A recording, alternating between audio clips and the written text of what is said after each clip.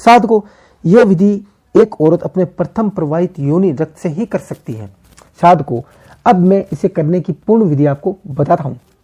स्त्री को जब मासिक धर्म शुरू हो तो वह अपना प्रथम प्रवाहित योनि रक्त एक कटे हुए तथा ताजा नींबू पर लगा ले। मतलब आपको एक ताजा नींबू लेना है और बीच में से उसे काट लेना है, फिर एक टुकड़े पर आपको योनि रक्त लगाना है। जैसे ही आप उस नींबू पर अपनी योनि से निकलता रक्त लगाते हैं तो आप इस योनि मंत्र को 7 बार बोलें। मतलब जब आप अपनी योनि पे उस योनि रक्त को उस नींबू पे लगाते हैं तो लगाते लगाते आपको 7 बार योनि मंत्र बोलना है। मंत्र में आपको बोल के बता देता हूं, गौर से सुनिएगा। योनि रक्त है वशम भक्त है, रज रज सज रक्त है। एक बार फिर बोलता हूं, योनि रक्त है वशम भक्त है, रज रज सजा रक्त है। इस मंत्र को आपको 7 बार बोलते हुए नींबू पर रक्त लगाना है। रक्त लगाने के बाद नींबू के दूसरे टुकड़े पर एक लौंग रखकर दोनों टुकड़ों को नींबू के वापस आपस में जोड़ दें। फिर उन दोनों नींबू के टुकड़ों के बीच में एक सुई गाड़ दें। फिर आप नींबू पर रोज अपने योनि रक्त का तिलक करें जब तक आपको मासिक धर्म आए। कहने का मतलब है जब तक आपको मासिक धर्म आता रहे तब आप सुबह सुबह सर्वप्रथम उस नींबू पर अपने योनि रक्त का तिलक करें। जब आपको मासिक धर्म बंद हो जाए तब आप उस दिन रात्रि में उस नींबू के सामने वशीकरण साधना करें। वशीकरण साधना जानने के लिए आप गुरुजी से संपर्क कर सकते हैं।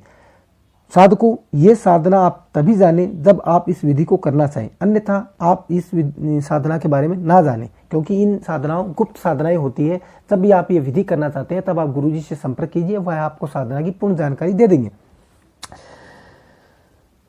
ये साधना आप तभी बताई जाएगी जब कोई स्त्री से करना चाहती है। वशीकरण साधना करने के बाद आप अगले दिन उस नींबू को प्रणाम करके वही मंत्र दोबारा उस नींबू के सामने 7 बार बोले। जब जो मंत्र आपने नींबू पे रक्त लगाते समय बोला था, जो मैंने आपको बताया था, मैं एक बार फिर से आपको बता दूंगा।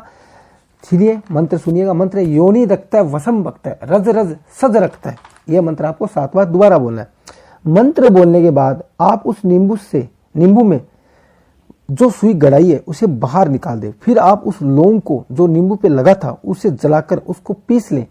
फिर जो दूसरा नींबू का टुकड़ा है जिस पर रक्त लगा है उस नींबू के रस को, उस टुकड़े के रस को, उस लौंग के बुरादे को आप किसी भी व्यक्ति को खाने में डाल दें तो वह तुरंत आपके वश में हो जाएगा। कहने का मतलब है कि जो लौंग आपने उस नींबू में डाला है उसको पीस कर और जिस नींबू के टुकड़े पर रक्त लगा है उस रक्त को एक साथ मिलाकर आप जिस किसी भी व्यक्ति के खाने में मिलाकर उसे खिला देंगे तो वह तुरंत आपके वश में हो जाएगा।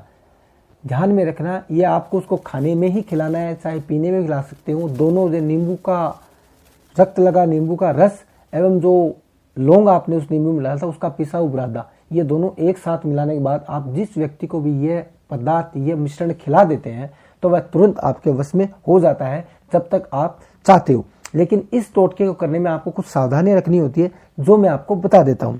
साधकों, ये विधियां गुप्त होती हैं, इन्हें आप एकांत में ही करें।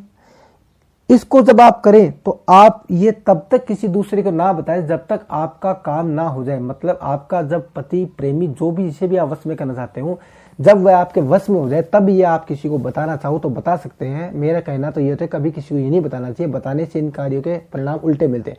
तीसरी, अगर ये आप अमावस्या की रात्रि करते हो तो तुरंत परिणाम मिलते हैं। साधकों, अन्य किसी भी परेशानी, कोई भी समस्या का समाधान चाहते हैं तो आप हमारे गुरुजी से संपर्क कर सकते हैं।